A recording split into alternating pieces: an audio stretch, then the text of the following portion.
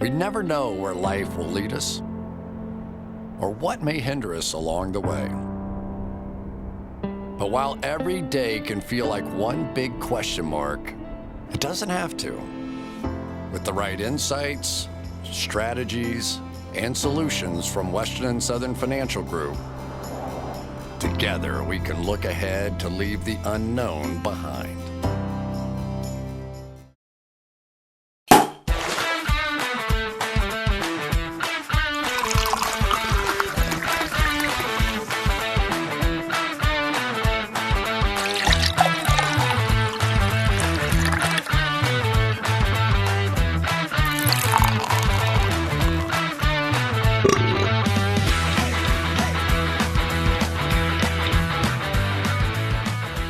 I'm going to start calling this segment on the 2-4 Drafts podcast Emerald Crossings after my experience as a worker at a weed shop with my dad in San Jose. Emerald Crossings, that was the name.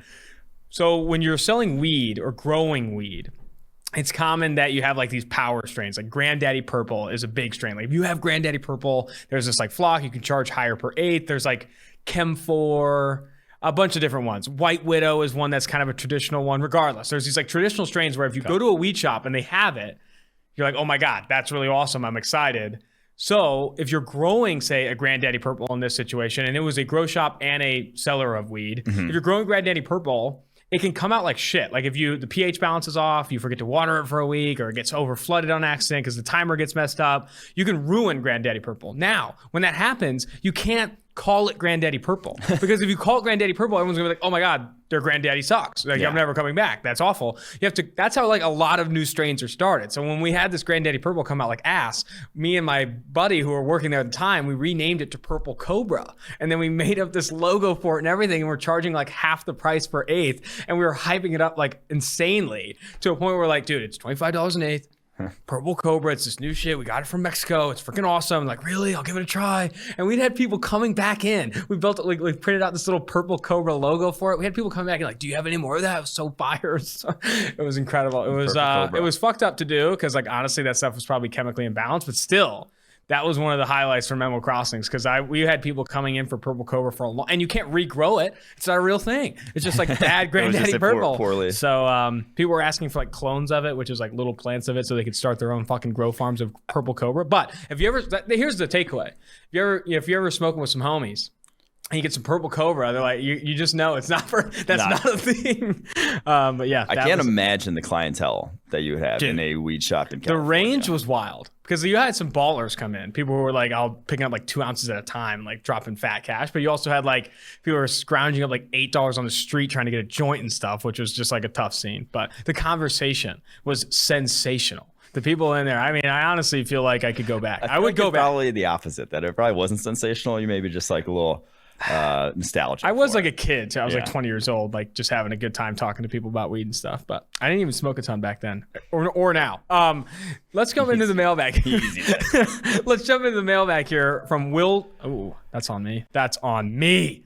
This is not from Emerald Crossings. This is from Will Dog 37 from May 26, 2021. There were a few day 3 rookies in the 2020 class who had an immediate impact. Snead, Cameron Curl, Darnell Mooney, Michael Onwenu, all come to mind. Which day 3 rookies in this year's class have the best chance of making an immediate impact in their rookie season? Finding these guys out, I mean, is a fucking dart at a yeah, dart. Exactly. I'll just say this is these are very uneducated guesses. I mean, it's somewhat educated guesses, but these are like finding those guys on day 3. There's a reason they fell to day 3. But my best guesses for those players, who would be those in this year's class? Michael Carter of the Jets. Now, obviously, he fell just to the top of the second round, 107 overall. But I think he has a very good chance of being the lead dog for the Jets in that offense. Cornell Powell, Kansas City Chiefs, the Clemson wide receiver. Obviously, they don't have much outside of Tyreek Hill and Travis Kelce in that offense. They're in need of a wide receiver, too. I think he could be that guy. Stone Forsythe fell to the 6th to the Seahawks, offensive tackle out of Florida. They're starting Brandon Shell at right tackle, most likely. I think he could compete there, or even just injuries happen, he could be the guy that steps in on that offensive line. And then last but not least, the guy we've mentioned a ton, Tay Gowan, the UCF corner, goes to the Cardinals, who we've repeatedly said on this podcast desperately need cornerback help. They are in one of the most dire situations at the cornerback position in the NFL right now, he has a chance to start. I mean, he could start similar to L'Jarius Sneed out the gate. I mean, so much of this dart throwing for day 3 picks in the 2021 class is going to be opportunity. Yeah, if you get an opportunity to do it, it's going to be pretty much this list is players we really liked that might have opportunity. Yes. But I think the other players that you could put on this list are other people that you identified as sleepers or whatever, or people that fell way too far, but maybe are an injury away, which you never root for, but are an injury away from moving up in the depth chart and then making some plays. I do think, here's an example. Or he wasn't day 3. They picked him in the second round, didn't they? The backup for Tyrod Taylor down there in Houston. Oh, third round. Davis Mills. Yeah, okay. Yeah, Davis Mills might have some opportunity. Who knows? We'll see what happens with the Houston Texans, that is. All right. Moving on to, this is from Declan in Omaha. Probably Declan.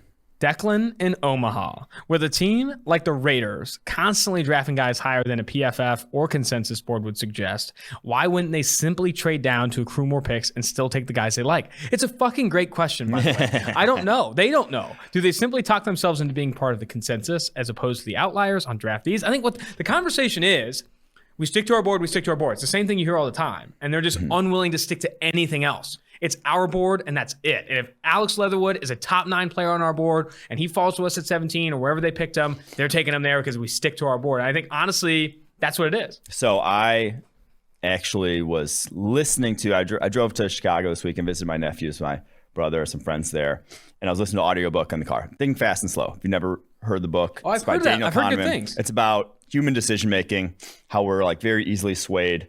And just about like how you make decisions in general. I read it a few years back, but I didn't probably process a lot of it. This was like in college, I believe I read it. You're such a listening to the audiobook, individual. trying to because a lot of the stuff applies to, decision making is the draft, like making decisions on players and that sort of thing. And one of the sections that I listened to, so on the way back, really kind of hit me. And it was about how experts are actually bad at predictions. They're very good at telling you how things are right now. And this was the study done was in sort of a global political landscape, about how they're very bad at predicting how the global political landscape will look in the future, very good at telling you how it is right now. But they're very bad at predicting the future because they are confident in how they see the world and how it's going to be. And so they feel more strongly about their predictions. They feel that they have this insight that they can't see what they can't see, and they don't take into account other factors. And so I think that applied, and hearing that, I'm just like, that is a lot of GMs in the NFL. Yeah. They are very confident in how they in their see evaluation, how the future is going to play out. They can very easily create this story in their head about how the world is going to be 2 years from now for this guy they just drafted. And so I think that's the biggest thing with the Raiders is you have Mike Mayock, you have John Gruden, 2 extremely confident football minds, two very good football minds. They're like, there's no debating that. They know what the fuck they're doing. They know what they're talking about. They just are overconfident and seeing what they're seeing on tape being what is going to happen 2 years from now, 3 years from now. So that to me is very much at play here with the sort of way the Raiders have gone about making decisions.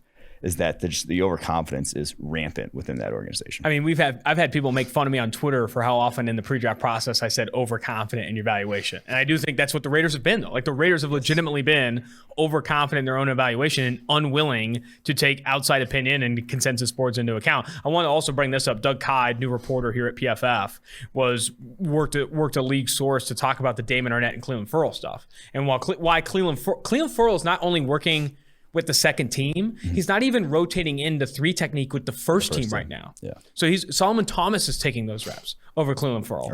Our boy. And then the other part of it, he talked to a league source and anonymously mentioned that Damon Arnett has fallen out of favor with the coaching staff and like legitimately off-field struggles. And the fact that the Raiders are trying to win football games right now is putting him on the bench. They like Nevin Lawson, Casey Hayward, and Trayvon Mullen more than they like Damon Arnett right now. That is a concern. Yeah. That is a concern. That's not where you'd like to be if you're drafting players, like they have in the first round like that. And man, you look at this track record for the Raiders over the past few years and the inefficiency. A lot of people talk about the Khalil Mack trade, the Amari Cooper trade, really have failed to do the best with those resources. They've had the second most draft capital in the last 5 drafts of any team.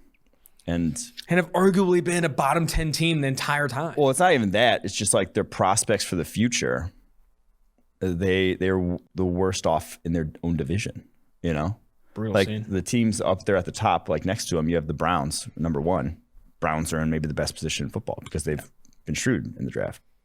How does it get right for them? I mean, honestly, John Gruden, you're locked in for the next 10 years. He's not. For anyone saying John Gruden's on the hot seat, I do not see them parting ways with Gruden. I see that it's more likely that they part ways with Mayock. I mean, you saw after the Alex Leatherwood pick some stir that, people were uncomfortable, or maybe even ownership was uncomfortable with some of the decisions being made. I would not be surprised if Mayock is on his way out sooner rather than later, especially if you don't see development from Ruggs in year 2. Leatherwood doesn't hit the ground running. That's where you're going to start to see maybe some firing, taking aim at Mayock. We'll see. All right, this one's from, I feel like we talk about Bag on the Raiders all the time, but I mean, there haven't been a lot of good decisions. They are, I think, the 31st ranked franchise in winning percentage and scoring percentage over the past 10 years. There's a lot of reason to be upset if you're a Raiders fan. All right, Max HWFT. Why aren't PFF grades comparable across positions? Couldn't PFF grades be on a curve so that a particular number grade means the same thing regardless of position? All right, so we'll story time. This is a great question, by the way. And it's a nuanced answer.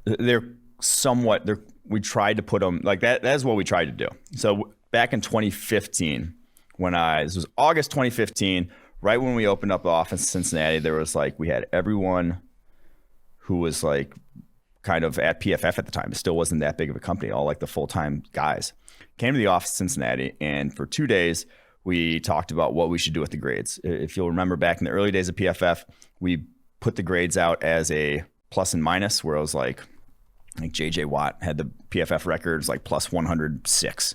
And an average player was a 0. And it was very not comparable across positions, and was very not sort of user-friendly in terms of how you were reading it, because it was all on this normalized odd scale. And so for 2 days, debated what's the best sort of way to present this information. And what we came up with was the grades, how they look now, with the 0 to 100, where if you're in the 90s, you're an elite player, pretty much at any position. We tried to do that.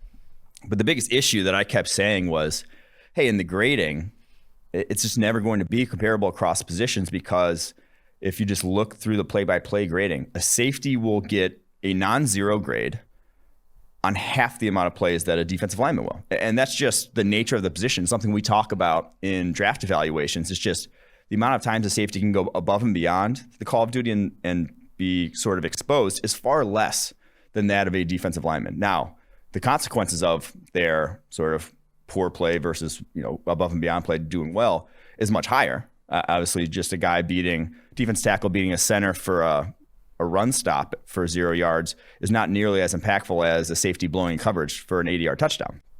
So that to me is the biggest thing, is that depending on your position, you will have a lot more grades and a lot more sort of graded plays. Whereas just a 5-yard run and you're a deep safety, it doesn't matter if it was me out there, I'd do the exact same thing as Earl Thomas.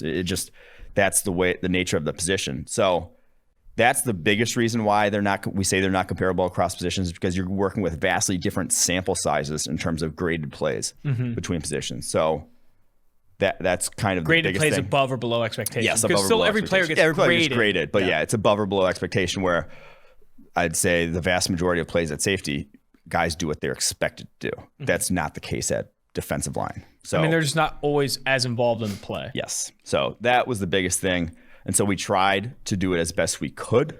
And we basically say, here's kind of the cutoffs for 90 plus is an elite Pro Bowl, all pro level player, 80 plus quality starter, 70 plus above average starter.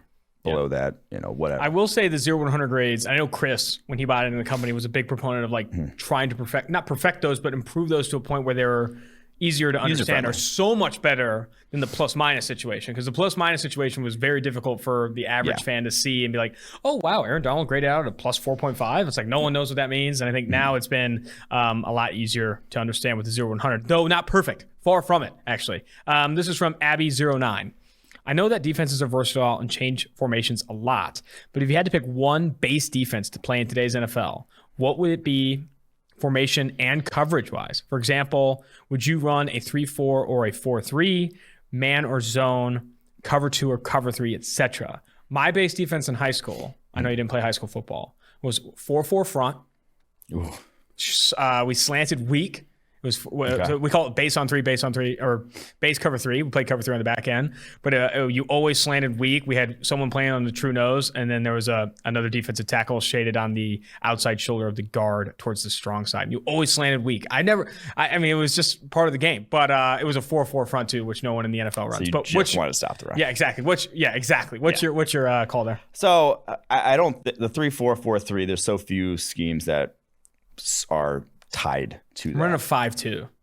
I think 3-4, having the flexibility with those outside linebackers is where I would, having more athletic or size outside linebackers is where I would lean. Just in terms of like, if you're calling that your base, the prototypes you want at those positions, I'd rather that than the 285-pound defensive ends that I have to play outside. I think the way, if I were a scheme of defense, or kind of just the way I've seen defenses built across the NFL, the way Miami has built theirs in terms of they invested heavily in a man coverage secondary. Because I think man coverage to me is the ultimate, it's the ultimate way to even the playing field against the elite quarterbacks in the NFL. There's no real, I don't want to say there's no real reading of a defense against man coverage. There still is. But it's like if the guy he wants to go to is blanketed by your cornerback, if your cornerbacks are better than wide receivers, you're going to have a fucking tough time if you're the quarterback. Like if you just straight up are. And so a blitz-heavy, man-heavy defense with the guys to play it, and you can't just run a blitz-heavy, man-heavy defense with dog shit cornerbacks. You're going to need to invest at those positions. And the guys who can play man are the guys who get paid a lot too. But I think that is the defense that, like I said, can even the playing field against these high-powered offenses. Now, there's more than one way to skin a cat, but that's just my preference. I do think it's a more interesting conversation when we talk about like the type of players that you would want to target and that. Because I do think I agree with you, but I think you're answering it more in the phrase like this is the type of where I'd invest. Like they invested in Byron Jones, they invested in Xavier Howard, they continue to invest in the secondary with Noah Benogany, obviously Javon Holland out of Oregon. I think that's the route I would go as well, and then just trying to find guys up front. I mean, Christian Wilkins, I think, is a good player in the interior, but still, they're by no way have like invested a ton in edge rushers. And I think that's like what Baltimore has done in a lot of ways. New England has done that for a long time. You're seeing that with Miami, because edge rushers cost so much. Like if you want to go get a top 5 edge rusher in the NFL, it's going to cost pretty much as much as a quarterback. I mean, oftentimes as much as a quarterback. So trying to avoid that in every way, shape, and form is smarter. And that's why, the highest paid cornerback in the NFL doesn't make anywhere near what the highest paid edge does, or even top 5 edges do. So I think I would follow that same mold, at least until you start to see that market value catch up and stuff like that. All right. Ethan Waugh. I looked through PFF and PFR and found that Malcolm Butler is one of the most underappreciated players in free agency. Do you have any theories on why he only got a 1-year, $1 million base salary? I think it's age. I mean, he's 31. And he has gotten, I'd say markedly worse over the past couple. Like he is declining. Yeah. And so 31, declining. I don't think anyone wants to be that team stuck with the Brandon Browner starting. And if you give him like real money, you're stuck starting that guy. Like if you give him $5-6 million, you're paying him to be a starter. No one wants to be that guy stuck with the guy who just lost that step, and it's just not. And so I think that's the biggest reason why. But I mean, I still think he's undervalued. But I would still also agree with that assessment that he is undervalued. I mean, that's a steal, obviously. At 1 year, $1 million from Malcolm Butler. Is he? What you could get. Yeah, for 100%. This is from Joko Jiba. Love the pod. Unmatchable energy. Hey, guys, loaded question about the Chargers. Everyone talks about signing Lindsley and Filer, but just say Ode Abushi is solid. Can you talk about his grade and with the Lions and what to expect this year? There's some talk about Brandon James competing for that spot. What are your thoughts on what... Huh? Hymas? That's how you pronounce it. Brendan Hymas competing for that spot. What are your thoughts, and what would he need to improve on? What would he need to improve on to crack the starting lineup? Lastly, this is all about the offensive line, which I kind of love. Lastly, my dark horse contender at guard, it's still offensive line, is Scott Questenberry, the veteran. He started 9 games in 2019 when Pouncey was hurt, and from what I saw, was good in pass pro. Does he have a shot, or am I underrating the transition from center to guard? He did not bring up Lindsley. He did not bring up Slater, and talked completely about the Chargers' offensive line. This guy's in the freaking weeds. You know what that reminds me of? You remember so Mike and I do the Sirius radio show, every Friday during the season. And remember we took questions from that one guy, and this Pittsburgh Steelers fan calls up. It's in the middle of the preseason, and he's asking about like this practice squad running back that me and him we're like Googling what this guy's name is from West Virginia. He's like, do you think he has a shot to make the roster? I was looking up his high school track tape. I was like, holy shit. These fans, man, sometimes you just get, this guy's not even close to those weeds, but man, some of these fans get really deep in the weeds, really looking at track and field tape of fucking practice squad running backs. But really appreciate the question from Joe Kabah here. So what I will say, they didn't give Ibushi and Filer the money they did for them not to start. Like, those guys are starting. Now, you are the Chargers offensive line. I don't want to say those guys will get hurt, but someone's going to get hurt. You're the Chargers offensive line. Yeah. Like that. That's just a way of life. I liked Hymus coming out. He is very physically underdeveloped to start right away in the NFL. That was the biggest thing. He is not strong. He did not have good run blocking grades. He is not a people mover. Now, can he play in the NFL? Yes, but he needs to get stronger. And so that's why I would be hard pressed to see him unseat someone like Ibushi, who had 6.6 overall grade last year. That's all you need at guard. Like, you don't need to be too much better than that. Is more than good enough. He allowed 11 pressures on 426 pass blocking snaps. That's perfectly fine. That's fine. So I think he will start. I think you're pretty much locked in with your starting lineup. But I do like Questenberry and Hymus as depth there. This knock on wood, best Chargers line since what, 08? 07 maybe, when Marcus McNeil was at left tackle, when they had LT still running the rock. So this, hopefully, but again, you're the Chargers line, so I wouldn't get my hopes up too much. Before I get into the next question, I'm going to use this as an opportunity to apologize to the YouTube watchers that my mop and my hair, it looks kind of horrendous. It's getting a little wild on the sides. We need to get some plays being made on a haircut. The professor look. What did I call you? The mad professor. The mad professor. The mad professor is out, and he's honestly interested, which is interesting. Gonna move forward here with Julian Louise 23. Austin and Mike stay slaying, brother. Which late round or UDFA running back has the highest chance to produce as a rookie? I like Dokes in Miami, former University of Cincinnati grad, to earn some goal line short yardage work, and Patterson in Washington to phase out McKissick. His college production was huge, and I feel I could see him right behind Gibson in a 1-2 punch. I will say this before you answer. I fucking loved J.D. McKissick, though. I was about to say, people can't quit J.D. McKissick. Yeah. If you think Jared Patterson's going to come in there and make some plays, J.D. McKissick is every coach's favorite running back. I think he's going to take touches away from freaking Gibson. I honestly think he's going to. I think J.D. McKissick steals at least some targets away. Everyone loves him as a pass-catching back. As for Dokes in Miami, that backfield's interesting. Obviously Matt Breida is kind of slated to start there, but I think a lot of people are going to have opportunities. Yeah. Obviously I called out Michael Carter earlier, but late round, he was pick 107. That's not super late. True late rounders, I obviously had my bold prediction about Chris Evans here in Cincinnati. That's right. Getting some touches. Now, Joe Mixon's obviously going to be the lead dog there, but I think if Mixon goes down, gets hurt, banged up, whatever, Evans is the guy that steps in there. And the other guy I'd highlight is Khalil Herbert in Chicago, because I think he brings a vastly different element than David Montgomery. A lot more speed to the table. Also a friend of the pod. Much more of a home run hitter there in Chicago. So if that offense calls for something of that nature, which if Justin Fields is your starting quarterback, I would like a little more speed back there to pair with him. So I could see him taking some touches, even though a little bit of a loaded backfield there. They're high on David Montgomery, too. It'll be interesting to see if Herbert gets some touches. But that's going to be, with injuries and stuff, opportunity comes. All right. This is from Bitey Mike. Question is a bit of a tinfoil hat, but stay with me. Ooh, here we go. With QBs being cranked out as frequent and prep ready as ever, college systems being adopted to the NFL, finding a QB is easier than ever. Still not easy, but easier. Also, in today's NFL, you really can't win a Super Bowl unless your quarterback is on a rookie deal or an elite talent. I would agree.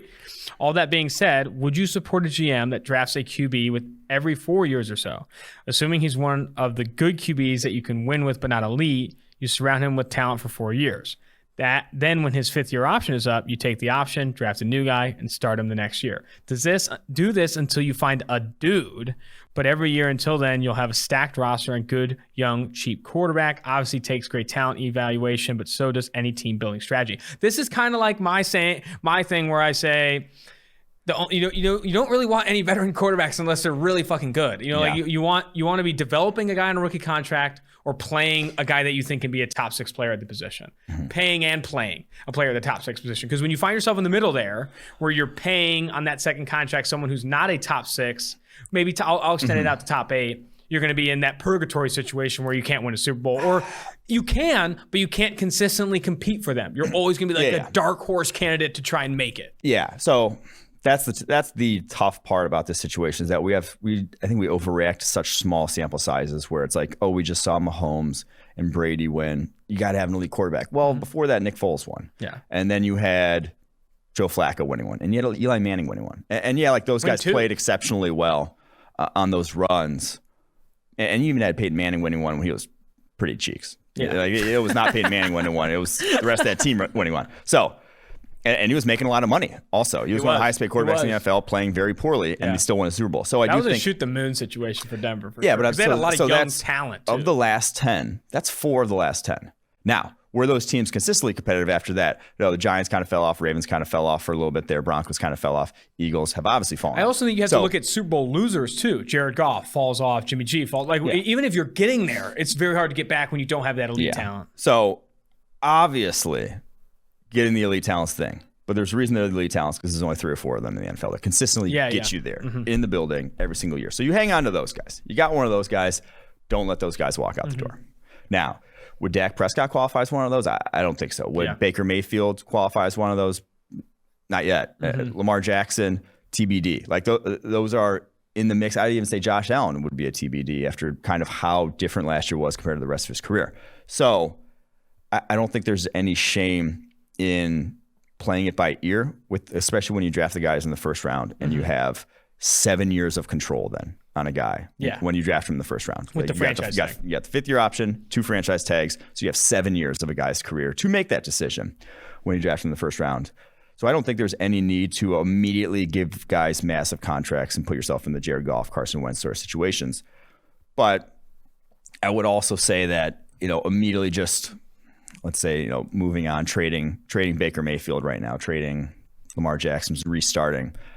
I don't think that's necessarily the right way to go about it either. I think when you have a guy who is proven to be above average at the quarterback position, a top 12 to 15, you can win a Super Bowl. Now, obviously, you're just going to take lightning in a bottle any year to win a Super Bowl. But I think just giving up after that 5th year is not something I would do. I would continue to, like I said, wait and see as long as possible. Give yourself as much leeway as possible and then make your decision from there. I don't think it's the worst thing in the world, though, to kind of restart the quarterback position. Like if you want to move on from Mayfield, trade him. Someone will give you a 1st-round pick for Baker Mayfield right now. At just least. Fact of life. Someone will give you something. Yeah. Someone will give you at least a Carson Wentz. Darnold got a 2nd. Yeah. So you will get something. You'll get a good haul in return and then be able to maybe get that young, cheap quarterback. But I do think that keep the guys that get you into that conversation and try to build that roster around them as long as possible. I think you hinted at this too, and we've said this before, but I don't think it's stupid what the Dallas Cowboys did with Dak Prescott. No, a lot of people are calling them dumb. It's like, no, slow playing it and paying a little more in average per year because he actually proves it is not stupid. That is way better than the Carson Wentz, Jared Goff, Derek Carr, Jimmy Garoppolo. All those situations are so much worse. Do not hand out heavy multi-year second contracts to quarterbacks unless they're going to compete as top 8 players. And I think you could argue, I know he's not like a guarantee to be a top 8 quarterback, but I think Dak Prescott could be. Like he played at that level before he was hurt in 2020. I do think that they're smart to slow play it. And I think the Browns should do it. The Ravens should do it. The Bills should do it. I think the Giants are that team where I'm like, okay, it's time to cut bait if it doesn't pan out this year. Yeah, if you're looking for a decision that put the Cowboys behind the 8 ball, it was paying Zeke Elliott instead of Byron Jones. And Jalen Smith. They paid Zeke and Jalen Smith, and both those contracts look stupid. Instead of Byron Jones. 100%. There's your why did things go south? That's so. Fantastic question from Bitey Mike. Yeah. Are you related? B-Spot 75. Just recently watched Draft Day. Oh my God. Can I say something? I fucking hate that movie. People bring it up like it's good. It's not good. Get the question. 1, rating out of 10. Rating out of 10 for the movie. If there was a Draft Day 2, what would be a great plot that would make it an Oscar-worthy movie? 1, it's a 1 out of 10, if that. 2, there was no plot. I thought it was at least entertaining. Yeah, so even for like the making fun of it aspect. Yeah, I guess that's fair. It depends on the scale. So it's a scale of 1 to 10. Like a 3. If 10 is on, if Oscar worthy is on the scale, it's barely a 1. If it's a scale of entertainment, it's probably like a 4. Yeah, 3. But 4. In terms of like actually, we've had this conversation off the pod about like how you rate movies and all that stuff. Like, of course, the Marvel movies are entertaining. Mm-hmm. They fucking put superheroes and have them fight for 2 hours. But are they actually good movies that take like legitimate thought and plot development? No, a lot of the times, no. But anyway, how would I make a draft day 2? Completely fire anyone that was a part of draft day 1. And Kevin Costner could make Kevin Costner. He's a good actor. The entire movie was trash. And actually make it like a documentary. Like, what's more engaging than draft day? Any of the behind the scenes stuff that you see about like the fucking draft rooms and stuff, where you see like I would rather watch that. I'd rather watch 2 hours of that by a landslide.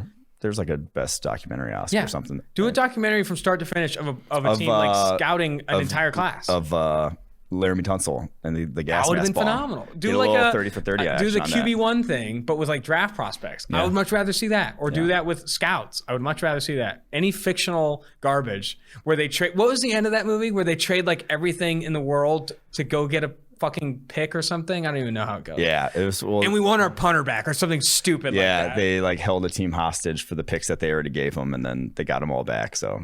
It was Kevin Costner. I mean, there was more fairy tales than that in the fucking Marvel series. Honestly, stroke of genius. I like your idea better. I was going to bring up the scene from Tropic Thunder, which I probably shouldn't. So let's keep going. Perfect. A lot of people are hating on Tropic Thunder now, like it was like completely. Well, that's why I probably shouldn't bring it up. Okay. This is from Mark123 Nerdist. I know Max Chadwick, our producer, is a big Marvel fan, so he's probably hanging his fist right now as he listens on. But Mark123 Nerdist, insert new podcast name here.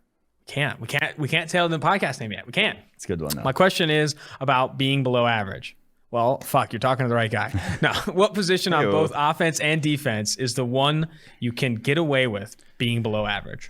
Feels like you're just like teeing us up for like the classic PFF, whatever. Yeah. But I mean, it's running back on offense. We really don't need to hammer it home too much, but like look at the 2019 Chiefs. You had Damian Williams. If you had to pick another position, maybe guard. But he got cut from the Dolphins, right? Yeah. He was cut. He was released. And that was your starting running back. Got cut from the fucking Dolphins. He was almost a Super Bowl MVP. People were standing for Super Bowl MVP. So you can be below average running back and have the best offense in the NFL. And then doesn't take much to see the opposite side of the ball. Linebacker, 2020 Rams. Maybe the worst linebacker core in the league. Tavon Young, like Kaiser. They were bad. Bad linebackers. Best defense in the NFL. So... I mean, and I do think that there are some football purists or like film grinders that immediately see some of that and like, oh my gosh, you pieces of shit. Can't believe you'd ever say that. But who would you actually put? Like, you have to choose a position. Yeah. The only one on offense I would even consider is like one of the guard spots. And even then, I'd much rather have running back. And you could say fullback, but most teams don't even use a fullback anymore. Yeah. For defense, I'm definitely not. Tight end too. Yeah, you can say tight end. Yeah, tight end's not bad. Yeah. And tight ends arguably get paid worse or less than running backs. It's very close. And for defense, it's not going to be anybody in the secondary for sure. And I think up front, those people are involved in so many more plays. Like you're not. I think linebackers. If you have a liability at one of your cornerback positions, you're screwed. You just like that's going to be an issue for you. It just is. At least it's at least going to keep you from being the top defense in the NFL. Yeah. Whereas linebacker having a below average starter there is not. All right, John David Nice Booty. People forget about John David Booty. I don't. I think about him. Oh, really? USC. Oh, wow. Jeez. Any advice or pointers on how to have a job like you two do? I'm heavily consumed in data with my current role and love it, but really would love to be able to apply towards my true love, which is football. I feel like I answer this question a lot, but I'm going to give some concise feedback here. One, if you want to work on the content side of football, it's important to add content-specific skills. Work in the Adobe Suite, Photoshop, Premiere. All that stuff is super important. InDesign. Add specific skills that other people don't have. Also, start writing. Write every single day. Try and get audio work. Start a podcast. Start a YouTube channel. Do all those things. Legitimately add skills regardless of where you're at. Now, there are some people who also ask, I want to be a scout. It's almost like completely different. Like, it's like, go study football. Go build relationships in the coaching trees. Show up to the combine and do these. Don't open Premiere and all that stuff. And I do think it's important because I was talking to someone recently. It's like, it's important to decide your lane now, because you can't like, oh, I might be a scout, but if I always can fall back on media, it's like, no, you're going to be a bad writer by then. You're not going to have any skills in Adobe. You're not going to, the other skills you should build up are Excel, Tableau, any coding languages, so you can actually create engaging content. Because it's not, obviously being smart at football is important. And you are one of the more smart football people I know. But you're also really good at creating content. And why you've done that is you have a ton of experience on podcasts and those types of things. So I was going to say, like, I started out dog shit at podcasting, and it was reps. Talking on, like it just produce the work and then have something to point to is the biggest thing I would say. Like the barrier to entry to producing something that people can see online is very low. Is very, you can do it in an hour. You can start a YouTube channel in 30 minutes. Yeah, if you have a phone, you have a modern smartphone, you can start a YouTube channel and point to work that you have. So definitely chase reps. Don't make excuses. You can go start a YouTube channel, a Twitter channel, a Twitch, a Discord, all that stuff in a second. You can start your own website in a second. Yeah. And then the other thing I would say is bookmark job pages where you want to work. Consistently check those, because obviously a lot of it is, chasing opportunity and identifying that. And also have some self-awareness. Like if you don't have a lot of reps, if you don't have a lot of, experience, and you don't have a lot of skills, try and attack, try and inch your way up, working at smaller publications and eventually gaining that opportunity. But a lot can be said there. Go pick up some skills that other people don't have. That's where I would start. All right. This is from Todd is a boy. Cool. Cam Robinson and Juwan Taylor. I'm a Jags fan, and I like to stay optimistic every year for the upcoming season. You and all 32 fan bases. With that being said, I noticed the other day that Juwan Taylor is entering his third year in the league, while Cam Robinson is entering his fourth if you exclude the injury season. And according to you guys, that's prime time to become good at football. It's true. I was wondering what you guys thought of the possibility of one or maybe even both of them breaking out, and how much that would improve the offensive line and the offense as a whole for the Jags. It's a good take, actually. Thinking about Cam Robinson, I know we've been soured on for a while, but Juwan Taylor hasn't been dog shit since entering the NFL. He could improve. You were hating on him. Juwan? Just the Jaguars offensive line. Yeah, it's true. And I was make a point that the Jets have a better situation, which I still stand by. But I was of the opinion that Juwan Taylor will be better this year, and Cam Robinson will be better dealt with injuries if he's healthy. Obviously, like, injuries have been a common theme for him throughout his career. And the simple fact that continuity along the offensive line is a massive, massive thing. You're bringing back all 5 starters. Yep. So I think that in and of itself, you can expect improvement from this Jaguars offensive line. And honestly, I think this is a NFL average offensive line. You don't need much more to run a high level. That gets you in the building. That is enough. That is a good enough situation for Trevor Lawrence to succeed behind. Now, you'd obviously like to improve. TBD how big a step Juwan Taylor and Cam Robinson make. And Cam Robinson, I think this might even be just kind of a plug 1 year just to say, hey, we don't want Trevor Lawrence to have dog shit protecting him on the left side, because they obviously drafted what's his face from Stanford, Walker Little from Stanford in the second round, who may be the heir apparent there at left tackle. But I think you can expect at least a good enough situation for him to operate. Speaking of offensive line, specifically young offensive linemen, I saw some Chargers beat reporters saying Rashawn Slater went 4 for 4 in one-on-ones, including beating up Joey Bosa. Yeah. And now I don't like to react or overreact to training camp stuff, but I would have loved to see those fucking reps. That sounds pretty sweet. Slater versus Bosa would have broke the internet today if someone got a clip of that. It's hard. Fun. I mean, it's hard to fake a one-on-one. True. No, that's and one-on-ones. I mean, we talk about one-on-ones all the time in the pre-draft process. To see Slater versus Bosa would have been sick. I don't know how the Chargers social media team's missing that. All right. From Saver Zero, what do you think of Nevada quarterback Carson Strong? He was actually on the College Football Podcast with Seth Galina, so go check that out if you want to hear him. He seems to be a day 2 favorite with phenomenal arm talent. He might be day 1. I think because he does. He has a hose. I think I said this before. He had the farthest throw in college football last year, damn near 70 yards. Had the most completions, 40 plus yards downfield of any quarterback in the country last year. Dude, just fucking hammering it. And he has an aesthetically pleasing release. He got throws a tight spiral, quick release, no elongation in that arm to get it moving down the football field. 6'4", 215. Ticks a lot of those boxes. Now, he's not a gifted runner. I still have questions about his pocket presence and obviously the level of competition.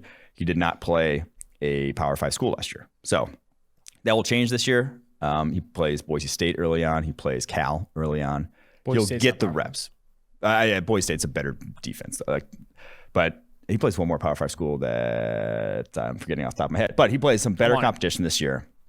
And so he'll get every opportunity. But man, the jump he made from 2019 this past year, we see that again.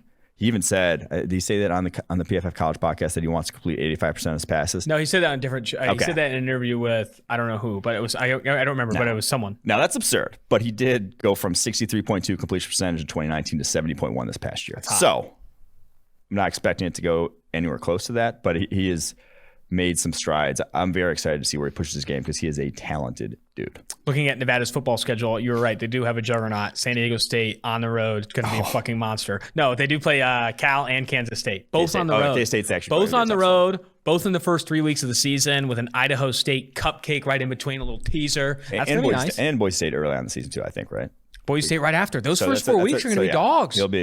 You'll be tested. Okay, so Carson Strong, it's time to show up. Yeah. I like it. I'm excited. Football season's going to be freaking legit this year.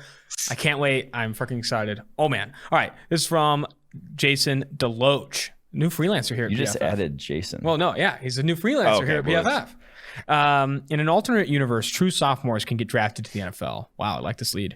What upcoming sophomores would be a potential first-round draft pick / top of their position group in the class of 2022? And why is Will Anderson one of them? Absolutely. Okay, yeah, Will Anderson would be up there, the Alabama edge defender. Kayshawn, too. Kayshawn Boutte, LSU wide receiver. My guy. I think Bijan Robinson, Tank Bigsby, the running backs from Texas and Auburn, respectively, would be up there in the conversation for running back one. And maybe Brian Breezy. So he was, if you'll recall, he had an 81.6 pass rushing grade as true freshman for Clemson. I think he was the number 1 overall recruit in his year. He transferred. Did he transfer? I thought he transferred. No, maybe I'm high. No, I hope not. He was an absolute.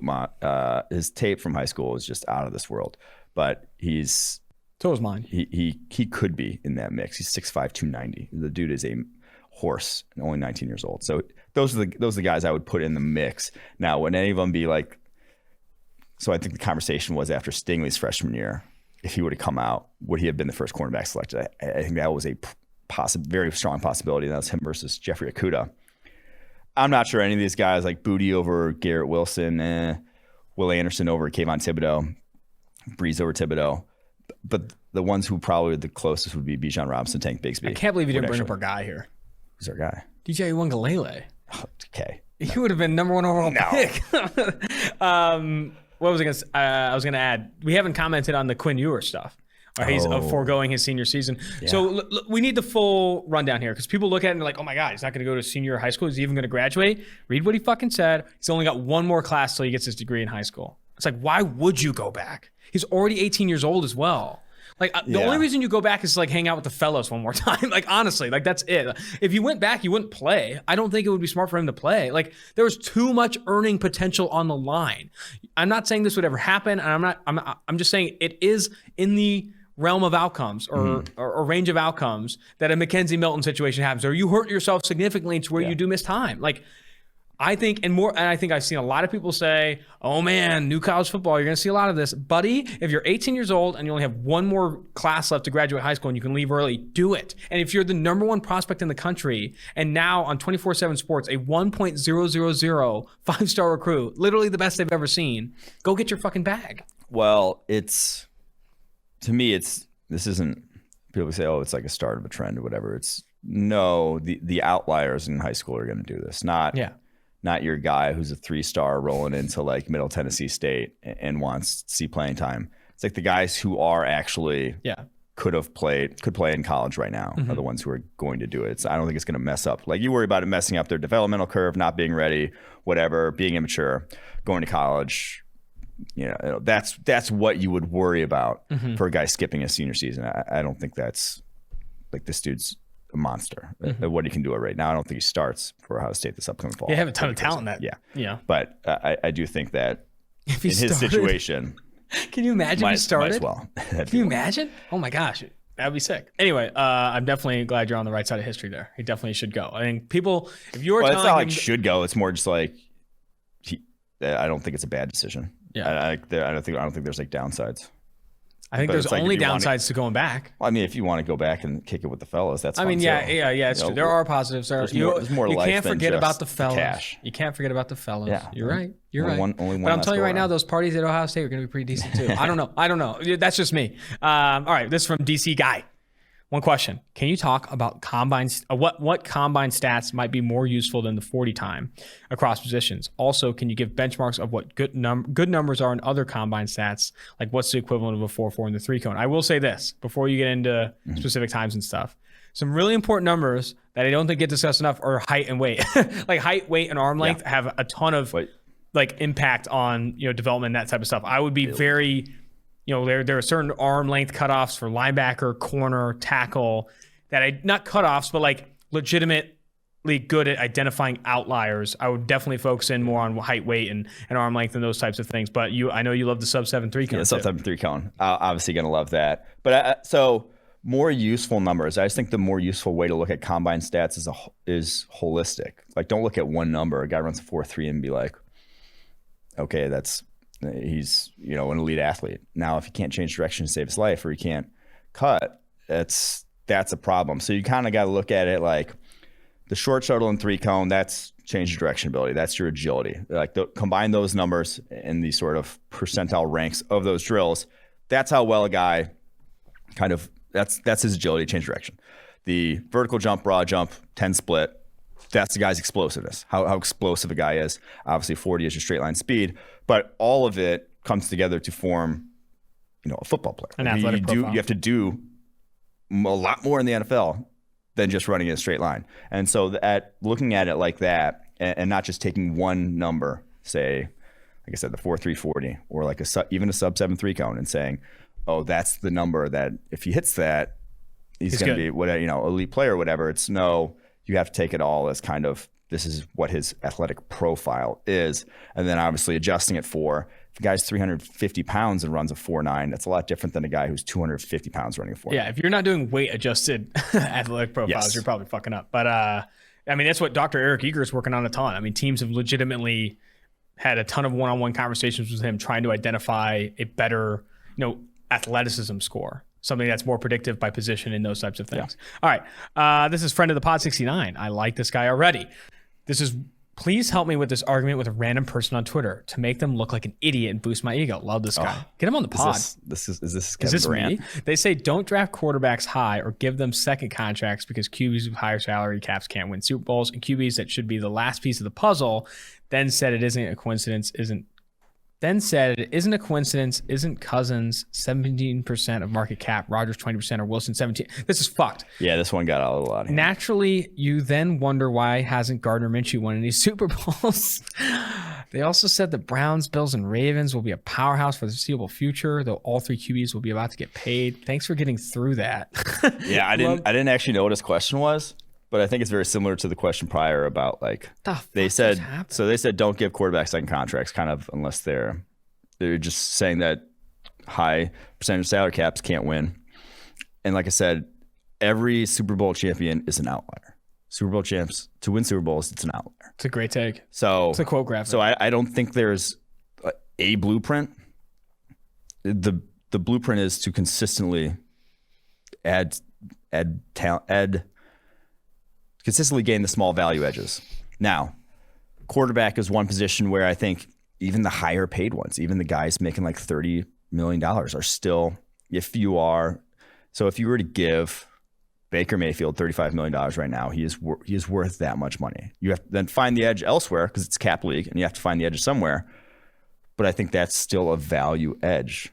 So if you have a quarterback that is talented, try to hang on to them, find the edges elsewhere.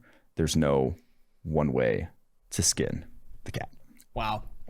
Find the edges elsewhere, I think is a great take when you do pay that quarterback. Yeah. Obviously hoping that you paid a guy that can at least be top 10, top 8 in his peak season. And I think the edges still very much alive and well in the NFL are obviously how much you pay other positions. And also I still think there's game day decisions to be made. I mean, play calling decisions, fourth down decisions, that type of stuff. There's still more edges to be had. How often you're throwing on early downs, there's a lot of opportunity in that. All right. Yeah, it's not just one decision that gets you a Super Bowl. There's not just like one way. Like I said, one quarterback decision that goes you to a Super Bowl. You have to then I do think it's the most impactful, though. It is the biggest decision. But you also have to find an entire roster of talented players. All right, from Sickman 20. But before we do so, I have to bring this up. from our sponsors here. Proud sponsors, Western and Southern. In these uncertain times, life is full of questions. Like, when should I start thinking about life insurance? But however difficult these questions may be, Western and Southern can help you answer them. Backed by over 130 years of experience, together, we can look ahead, Mike, to leave the unknown behind. Western and Southern Financial Group, life insurance, retirement, and investments. Shall we continue to progress? Team building Packers questions. I recently applied for the research intern position and many more with PFF. I have a theory that I was wondering if I could lead to some helpful team building strategies. Interesting. Is there any data out there of which positions get injured the most often? Is it worth studying any sort of significant difference in order to avoid paying big money to said positions? Instead, maybe a team should just invest in more players at the position rather than a high quality player. I have a feeling that offensive linemen have the greatest chance of getting injured. Rather than spending big at several positions, I believe teams should really try to take an approach of having several bodies who all have potential to start and play at a moderate level, so when injuries do occur, you can handle said injury. I don't know. I mean, obviously more research needs to be done if offensive line is the most injury prone, but still that does bode well with, like, you don't need to be elite along the offensive line. You need to be complete. I am talking to the football research interns we did hire about there's just still more opportunity with, like, injury predictiveness. Like, is it position? Is it age, weight? Like, there's a lot. We talk a lot about the Bosa's hamstrings. Like, what exactly is predictive with injury? Yeah. So I do think there's so much more research to be done, because it is the $1 million questions. Right now, at face value, if you ask any average fan, injuries are random, but I think there might be more opportunity as you gather more data and look at things to actually have better thought there. So the tough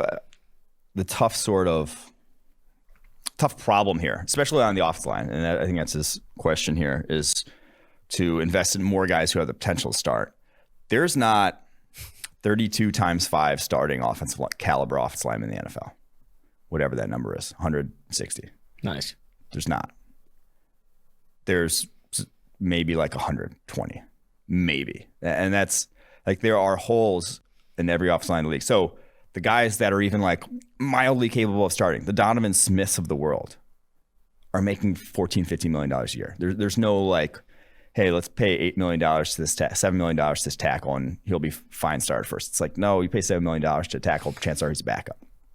So that to me says, like, draft more. That's why I would 3rd, 4th, 5th round be taking shots along the offensive line, because that's where you can find guys who start in the NFL, especially on the interior. Be building from that perspective, taking more shots. But there's not a lot of bargains and free agency along the offensive line, because every single team in the NFL needs one. There's not enough to go around. Next question from him. I truly believe Packers' downfall this season will be their offensive line. I estimated 20-point PFF drop in production at losing Lindsey, 10-point drop at left tackle with recovering Bakhtiari, 10-point drop losing Rick Wagner, and relying on Turner full-time. Slight increase from Lucas Patrick, 5 to 10-point jump from Elton Jenkins. I think they took the right approach on how to handle offensive line, letting Lindsey and Bulaga walk in free agency the last 2 years. Rodgers doesn't, but invested in 3 low-quality options in the draft this year: Myers, Newman, Van Lanen. And last year, Stepanek, Hansen, Runyon. I did really like these guys as prospects. I don't really understand what the Packers saw in these players. I don't really understand what the Packers saw in these players, and them needing to rely on these guys will hurt the Packers the most. Thanks. I love your guys' work and would love to study the theory more with you guys. Yeah. I mean, I do think that's their, now defensively, obviously the second corner still TBD, but I would be worried the most about the Packers offensive line. Now, they do a great job of kind of skirting around it with the way they operate that offense. It's got way more play action heavy than in years prior. And when they build leads on you, they're very balanced and don't have to get in obvious pass situations. I even think that was kind of their downfall. Now, not having a second wide receiver was also kind of their downfall. But if you look when they fell behind to the Bucs, had to obviously pass, a lot of obvious pass situations, their offensive line did not hold up. Even Rick Wagner had a disaster of a game in that NFC Championship game. So I do think it will be an issue. They just need to play with leads, which is what they were very good at doing last year, even with. So I don't think it'll really impact them then, but it will if they fall behind in games. From R. Brown 2, how would both of you guys fix the Falcons' defense? They have sneaky good linebackers, but their corners and edge rushers are god awful. I'm hoping they can get in on the corner class early this year, but curious to hear your thoughts. I'm also excited about Jared Patterson coming out of Notre Dame. He graded out really well among centers, but what's holding him back from being a top name there? Yeah, they've just been so bad at their edge evals. The Falcons defense, it's hard to see this as Tack McKinley, Vic Beasley. Even signing Dante Fowler. Like, that was a bad, everyone and their mother knew that was a bad signing when it happened. So, but they have to get on this cornerback class. Elite cornerback class. Maybe they don't get Stingley, but Kyer Elam from Florida, I think there's a good chance they can get on it, do it, get him, pair him with what's his face from Clemson, that AJ Terrell, Ondell, and those are your corners for years to come. So that is what I would do if I were them.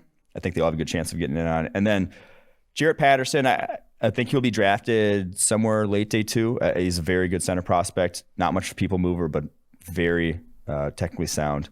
Very good with his hands. He's not going to be coveted super highly. The NFL kind of prefers either high-level athletes at center or big centers, because quickest way to kind of blow up a play is right through the center. So a center that gets moved in the backfield, which is a little bit of Patterson. He's kind of high cut. I think he's like 6'5", 300, not the strongest dude. So he will get dinged for that, but I think he's still a very good center prospect.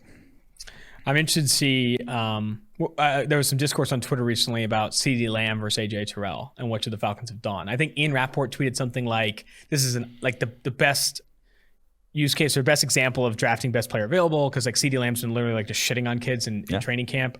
What's your take there? Should they have taken CeeDee Lamb over AJ Terrell? Not hindsight analysis, obviously. Looking at it now, you might do it, but would you have done it at the time? Yeah. I mean, like, that's. You got to trust the board. And when it's that big a difference, at least, I mean, I don't know what the Falcons board looked like, but everyone was seemingly, once CeeDee Lamb got drafted, everyone kind of agreed, holy shit, he should never have fallen to 17. Mm-hmm. So, and when AJ Terrell got drafted, not a lot of people were saying, holy shit, how did he fall to 16? You know, like it's true. Not a lot of people were saying that about AJ Terrell. Now, he can very well be a fine cornerback, but I think CeeDee Lamb. And you could argue the Falcons even then had a bigger need at wide receiver than the Cowboys did. You know what I mean? The Cowboys. Yes, because the Cowboys were set for longer, and they were not going to get rid of any guy anytime soon. Weren't locked into any bad contracts now, and obviously the Falcons were, and have moved on from them a year later. So it was, to me, it was what they still had Dimitrov, right? Mm-hmm. Last year's draft. That's why I like the lame duck GM. He's got to take the biggest position of need to hopefully make the biggest impact on his team to try to save his job right away. That's what you worry about when you have a guy who's like on the hot seat at the GM position, and it might not go well the next year. Yeah.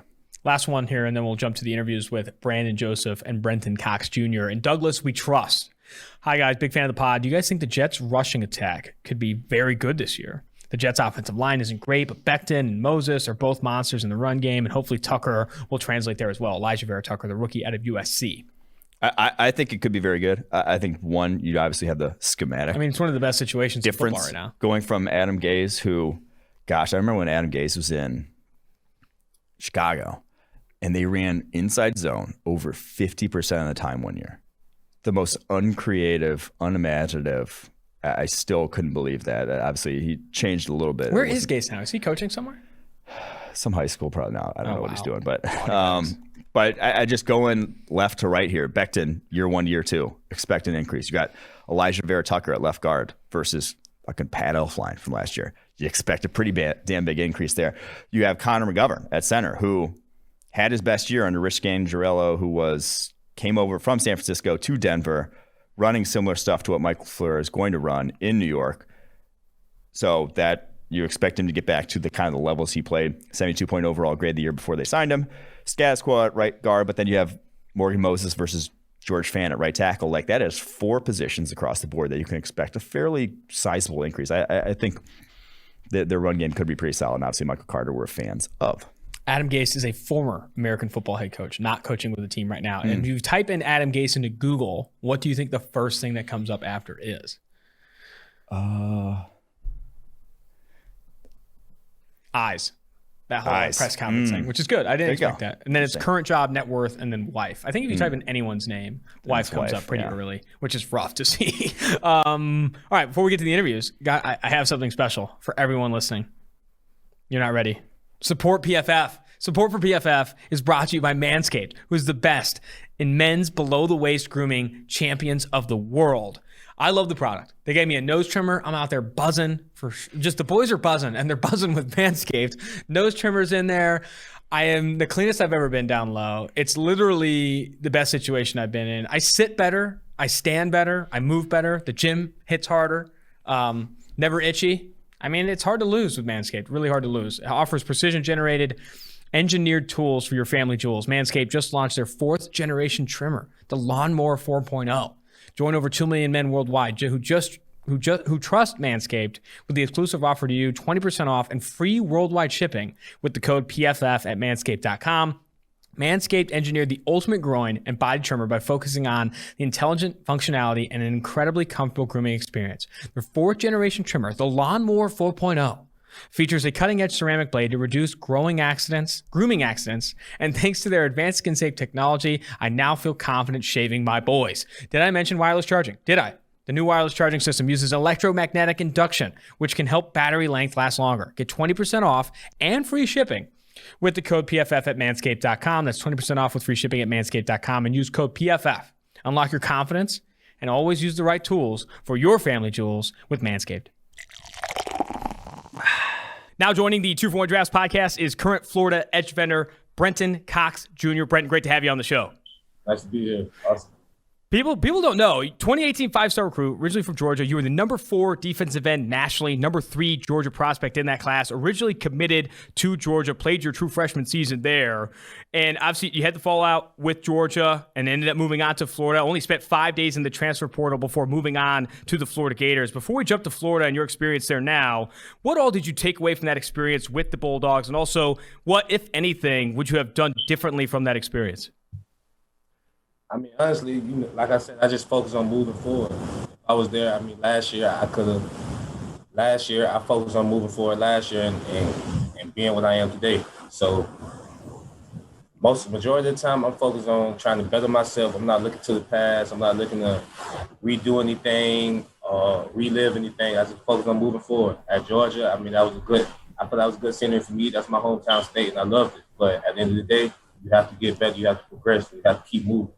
That's how I look at my day-to-day life. Now, as I said, spent 5 days in the transfers portal and decided to commit to Florida as your next destination. What all factors kind of contributed to that decision to become a Gator? This is a good person. I'm always interested in Florida. A lot of guys around here that I personally knew before I went to Georgia, they're still here, like such Trey Dean, Andrew Chatfield, Emory Jones. A lot of those guys were my buddies before I went to college, so it was just good picking back up with them and them taking me up under their wings and accepting of a brother. Gotcha. And so you're coming off, I think, off-season foot surgery. I saw you running on Twitter. You posted a video there. How has that rehab gone for you, and where are you at currently physically as you ramp up towards the season? It's been wonderful. Me and my trainer, Paul, he's been getting me right. We've been working every day. I just started my 2nd day of running today. Everything's been coming. It's been coming along. I was out with a Jones fracture that I played through all last year, and I just decided to get it fixed. So I should come back stronger and better this year, and be able to do a lot more moves than I had last year based off this injury. So that's fantastic, man. When do you expect yourself to be kind of 100%? I know you said this is the 2nd day you've started running. When are you hoping to be 100%? A lot of football players, everybody could say this, you never 100%. It's always 95%, 85%, but you got to go regardless. So when the game is ready and when we snap up against FAU, I'll be ready. I'll be out there. So I never looked at it as when I'm going to be 100%, when I'm going to be 90%, because you'll never get there. You got to play when you're ready. I love that mentality. I think that's 100% right. Right. In year one with the Gators, you speak to your moves. You specifically flashed as a pass rusher, 80.8 PFF passing grade, 48 total pressures. You were one of my favorite players to watch from a pass rushing perspective. I'd love to hear kind of more detail or more specifics about your pre-snap pass rush plan and kind of what moves and counter moves you currently leverage. I know you love your spin. That spin is phenomenal. I'd call it the best spin in college football right now. But I guess, what is your pre-snap plan? What goes through your head pre-snap? And then also, what moves are you currently trying to prioritize, both moves and counter moves? It depends on the series. First snap, you're always looking to see what's going on within the offensive line. How can you beat them inside? How can you beat them outside? So my first go-to move is the power. I want to see how strong you are. How can you stop me when I'm doing this or that? Secondly, I like to bring out the finesse, depending on what the play type is. So first down, you bring out the power. Second down, you bring out pretty much power and finesse. Third down, you put it all together for the ultimate pass rush. So that's how I look at it. I try to build up every day or every game trying to see what that old tackle is doing. You know, I watch film every day. That also is based on what that old tackle does. So, I mean, it's a lot of stuff that goes into the pass rush. There's a lot of thoughts that goes into it before the ball snaps. But, you know, the first thing, it's always about the get off.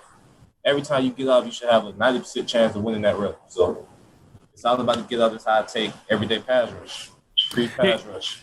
You tweeted in June that you're looking up twitchy pass rushers that use different techniques. What do you like to watch the most, or who do you like to watch the most, and what moves specifically you're looking to pick up this offseason? This offseason, I'm trying to pick up the jump cross dip. That's a tough one. You know, it's a primary NFL move. A lot of college guys don't use it right now. I'm trying to pick that up. And a lot of guys I like watching. You know, Frank Clark is a twitchy guy I like to watch. Davion Clowney is pretty twitchy when you want to beat Joey Bosa, Nick Bosa. All those guys are like pretty dominant pass rush. So I try to look up guys like that, including my guy Chase Young. You know, I mean, he's young, but he pretty much know what he's doing. He got it all together. So I like to watch dudes like that, and dudes that just keep coming, that keep rushing. You know, you said you watch, offensive tackles, in season in your game study. What do you look for in offensive tackles? I guess how often are you watching film on your opponent in a given game week? You know, are you watching that, on Thursdays and Fridays? Are you watching that throughout the week? And I guess what are you looking to pick up from that film? Watching film is every day. You know, I started watching FAU a couple months back. I mean, in the old tackle, I'm looking for who's light on their feet, who's got the quickest feet, who has the strongest hands, who's a leaner, who jump sets me. You know, I'm looking at that type of stuff. But when it comes to a whole O-line, you have to look at the whole O-line. You got to look at the offensive tackle, the offensive guard, and the center, and that pulling guard on the backside. So it's all the process. It's a lot to watch. I mean, not nothing you pick up on in a day, but I try to get a good amount of film every day, at least 30 minutes. This Florida defense has some absolute dogs this upcoming year. Kyer Elam, Ventrell Miller, Jeremiah Moon, Zachary Carter, Jadarius Perkins, yourself. Right. I'd be interested to know, have you guys gotten together this offseason, kind of looked at what you have on paper and said, man, we could be something special, or even specifically, what are your guys' expectations for the 2021 season? Our expectation is just to be the best we can be. Like you said, we got a lot of talented guys that can do a lot of things. You got Kyer Elam on the back end. You got Zachary Carter next to me up front. You got Ventrell Miller in the middle. So if all those guys do their maximum or take care of their job to their maximum ability, we all should be good. We should be better than good because we got the talent. And we even got a lot of young guys coming in, such as JY. We got Lloyd Summerall behind me, Chris Bowles. So we got a lot of depth and a lot of people that can come in and play and get a lot of stuff going. A few more questions for you, Brenton, and I'll let you go. Really appreciate the time. I need some takes on the offensive side of the ball. I mean, last year, having that opportunity to go up against Kyle Pitts all season, talk to me about how fun that was for you and how much better that got you as a player, watching him compete and watching him work in practice. Kyle Pitts, he up there in the Falcons, where I'm from. So, I mean, at the end of the day, it was our competition. You know, me and Kyle, we basically more closer than a lot of other guys would be. So I'm doing more of a blocking, we're fitting gaps. So it's not really, I'm not seeing the athletic part of Cal, but I mean, I definitely am feeling him, definitely am feeling the scrum. And that got me better as far as run blocking and blocking with tight ends, tall tight ends. You spoke a little bit to Emory Jones as one of your guys. What are your expectations for him? You know, we at PFF see him as a dark horse Heisman candidate this upcoming season, a clear breakout candidate for the Florida Gators, working with Dan Mullen in that office, taking over for Kyle Trask. I guess, what has been your early, impressions of Emory Jones this offseason? I guess, what are your expectations for him on the offensive side of the ball?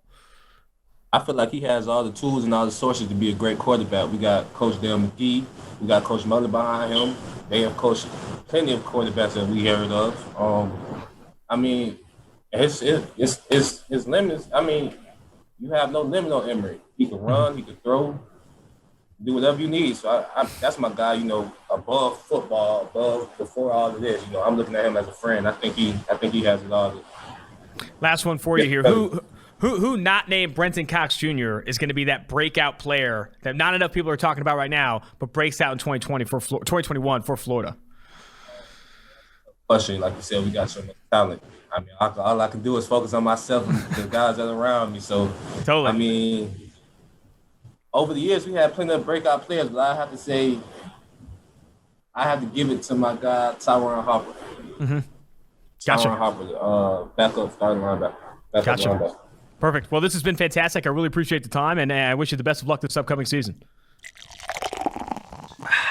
Now joining the 2-for-1 Drafts podcast is current Northwestern safety Brenton Joseph, a guy who, if you don't know the name yet, after what was an absurd interception against Ohio State in that Big Ten championship, also an absurd season overall, a guy that a lot of people, I think, are underrating right now, the Northwestern safety. Now entering your redshirt sophomore campaign with Northwestern, former 3-star recruit in 2018, and coming off what was an absolutely studly season. It's great to see you on the show here, Brenton. Thanks for joining. Thanks for having me. I'm glad to be here. Let's focus on this past year, and I want to talk about the interception. I know you did a lot of talk about the interception at Big Ten Media Days, but played over 600 snaps in 2020 after a redshirt freshman campaign, 88.5 PFF coverage grade, an obvious breakout for you. But let's start with what everyone wants to know. What are the next steps for Brenton Joseph? What do you feel you need to do to take your game to the next level this upcoming season? Man, I feel like my game isn't even close to where it can be. My ceiling's nowhere near today, nowhere near tomorrow. I'm constantly working on myself, on my game. Last year, I was able to prove to the Big Ten and to the world that I was able to cover and I was able to intercept the football. So I think next year, as I go and as I approach the season, I want to prove my versatility because I'm more than just a free safety that can sit in the post and go find the ball. I feel like I'm an all-around safety. I can get in the box. I can play Big Ten ball when I need to go get down there and stop the run like Big Ten. But I want to prove my versatility. I want to improve my tackling and improve a lot of aspects of my game. I want to focus a little bit on that versatility. This past year, looking at PFF tracks, alignment on pre-snaps. Played over 150 snaps in the box and the slot, deep safety. I'm glad you're going to continue to emphasize and prioritize that versatility. What do you have to do, I guess, on and off the field or in practice in the film room to really prioritize that versatility? Because I'm sure you have to know so much more when you're playing from so many different alignments, especially in this defense at Northwestern. Yeah, like you said, the defense at Northwestern last year with Coach Hank's playing, the defense we run isn't easy. It's complex. Luckily, I was able to start with a senior in J.R. Pace last year. And as I gained trust from my coach, he allowed me to play one side of the field, which allowed me to do everything. And so whenever I play on the left, I'm playing to the field, playing to the boundary, rolling down, like you said, playing everywhere. And so as I approach this year, I hope the coaches give me, again, the option to play anywhere. And in the Northwestern scheme, we can play a wheel on a tight end and be in the box, or I can be playing mix on 2 wide receivers and be in cover 4, or I can roll out post cover 3. So Northwestern allows me to really learn a lot of different types of defenses, a lot of different coverages while letting me go do everything I want to. I know Coach Pat Fitzgerald said he wants you to add a little bit of weight to your frame. In addition to obviously improving, in a handful of different areas, he also, praised you for sky's the limit for your ceiling, which I can't agree more. But where are you weighing in at right now? And I guess how much is adding weight a priority for you still? Yeah, adding weight's been a huge priority. I've been weighing anywhere from 197 to 200 over this off season, and my plan is to go into the season next year at around 200. So that's a goal of mine. Last year weighing in at 192, playing around 190 throughout the season. It wasn't easy. It wasn't fun. So continuing to get big and play Big Ten opponents, and then eventually playing the NFL. Gaining weight is a huge thing of mine. But at the same time, I don't want to lose my speed. I realize what it means to have speed and what it means to have speed to this game of football. So gaining weight while keeping my speed is one of my main goals in this offseason. Yeah, going from 190 playing weight to 200 is obviously a big jump, 10 pounds there. But also, if you're going to play in the box as often as you do, you're obviously playing with those big boys. You're going to need to have some more on that frame. I want to, again, like I spoke to it a little bit, for people who don't know that you had that what I would call the interception of the year. I think everyone would call the interception of the year against Ohio State. I know your comment was fantastic at Big Ten Media Days. We lost that game. I don't want to talk about it. But I do think it's an excellent play. I'd love to hear the true play-by-play. What was the play called pre-snap? What were your thoughts pre-snap? And I guess how you executed that play. Just any details, any further details there would be great. Yeah, it was our base goal line coverage. I was in man. It was just me and Garrett out there. And a big thing about Northwestern and the way that we play man in that goal line, I had underneath help from my Sam. So it allowed me to hang on the outside shoulder of Garrett Wilson. And whenever he ran that route, I was just able to sit on it, read what he did out of his break and recognize the fade early. And with the back of the end zone being where it was, I knew when to look back, and then I was just able to go make a play on the ball. Talk about some talent, too. If we can do a little bit of a segue here, Big Ten's got 2 really talented receivers returning to school this year, and Garrett Wilson and Chris Olave. Just how much of a challenge was that last year, and how much do you predict that being a challenge for you guys this upcoming season? Yeah, those two guys are insane. They're two of the best receivers returning in college football. Unfortunately, they're not on our schedule this year. So for me to play those two talents, I'm gonna have to work for it. I'm gonna have to go find them in the postseason. But no, those two are gonna be a problem this year. They're great talents. I also wasn't able to play Chris last year, but Garrett Wilson, extraordinary. He's from Lake Travis, Texas. He's from right down in Texas where I'm from, and he's great. So those two are gonna be great and have a great year. I want to talk a little bit about, the change at defense coordinator. Obviously, Coach Hanks was there for a long time. He was at Northwestern, I think, since 2008. A 73-year-old grinder, my friend, for the talent that he did and how much he had an impact on that Northwestern defense. Him and Pat Fitzgerald have been there for so long. To have a change now, Jim O'Neill coming over. I think we saw, Jim, you spoke to just how talented he is as a defensive coordinator and the new techniques and the new things he's bringing to Northwestern. I guess talk to me about the perspective he's bringing coming from the NFL to Northwestern. What are your early impressions from Jim O'Neill now on the sideline? Yeah, you kind of hit it on the dot. Like he's bringing an NFL perspective, and just like you noticed it immediately when he got here, when he gets in our meeting rooms, the way that he implements himself, the comments he makes, the techniques that he introduces, it's a next level. It's a next level thing, and it's great to have him. I think he's going to be a great addition to Northwestern, and I think he's going to do nothing but help us. He's already started. I've already seen myself improve. I see plays that I make last year, and then I'll go sit down with Coach O'Neill and look at it, and we'll break down why it was able to happen, why I was on using this leverage. And I think it's techniques that's just going to boost my game.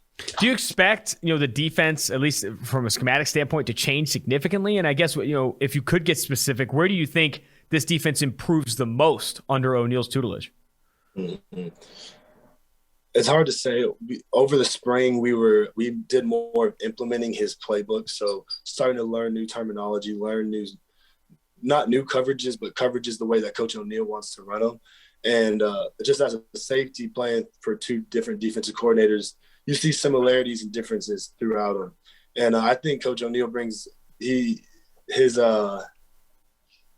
likes blitzing a lot. So I think if anything, when it comes to the schematics of it, we may blitz a little bit more. But other than that, cover 6 is cover 6, cover 4 is cover 4. So we're going to go out there and do whatever we game plan for the specific team. 100%. Only a couple more questions for you, and then I'll let you go. Really appreciate the time. Obviously, a monster leader and talent, leaving Northwestern this past offseason. Greg Newsome going on to play with the Cleveland Browns, first-round pick. What was your relationship like with Newsome? And I guess your impressions of him on and off the field. What are the Browns getting in Greg Newsome? Yeah, Greg was one of my best friends. I hope I'm able to play with him again one day. Me and him, whenever we were on the field, we said we were the best duo in the country. So, I was also able to watch his whole entire NFL process from the day he left the Citrus Bowl to the day to being in the room when the Browns called his name. The Browns are getting the most confident corner in that draft. That man, the thing I learned the most from him is confidence, is to play with confidence, to have confidence out there. Playing in the Big Ten and playing in at the corner position, DB position in general, you're out on an island. You're depending on your skills, depending on your techniques. So to have the confidence that you're going to go do what you're going to do and you're going to lock down the other person, it's a huge thing, and it's a huge thing that helps for being a DB. So that's one of the main things I learned from Greg. And Greg's going to go out there and he's going to be confident. You're going to see his confidence when he's out in the field, and he's going to go perform the way he knows he can. Stepping up in Newsome's shoes, I know you have high praise for your corners there. Cameron Mitchell, A.J. Hampton, both expected to take on big roles with Newsome now in Cleveland. What are your expectations for that duo? And I guess how can you three lead that Northwestern defense to be one of the best in the Big Ten? I think we do it the same way we did it last year. Last year, we were the number one pass efficiency defensive backfield in the country. And to just go out there and keep that mindset that we are the best in the country. We don't let people in our end zone, and we don't let people catch the ball. That's our mindset. We go out in the field, and when we go out there and do that, I think we're able to do anything. My two corners, along with Rod Hurd, and some young talent, I think that our DB room has depth that we haven't seen before. And I think that watching the guys that were here last year, along with myself, I'm just going to keep on bringing and keep on preaching things that we did last year to be successful again. Hell yeah, man. Well, it's going to be a fantastic watch. Everyone needs to tune in for Northwestern football, man. It's going to be a lot of fun this upcoming season. I wish you the best of luck. Thank you. I appreciate it. Thanks again for having me. That's going to do it for this episode of 2 for 1 Drafts. Brenton Cox Jr., Brandon Joseph, two future studs in the NFL. Fantastic episode. Thank you for dropping in your mailbag questions. Make sure to continue to do it. We're going to continue to do the mailbag episode here on 2 for 1 Drafts. Until next time, Austin Gayle, Mike Renner, producer Mike Quinn, producer Max Chadwick, 2 for 1 Drafts.